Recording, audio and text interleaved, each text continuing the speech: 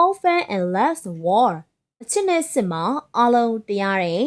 In less war the rule of proper social behavior and always obey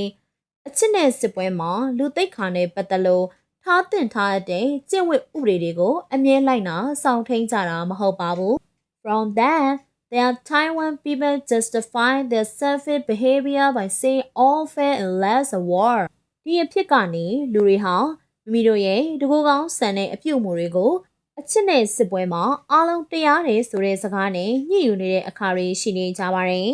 It's up to believe there are people who think all fair and less war so it's okay to cheat in an examination Terry said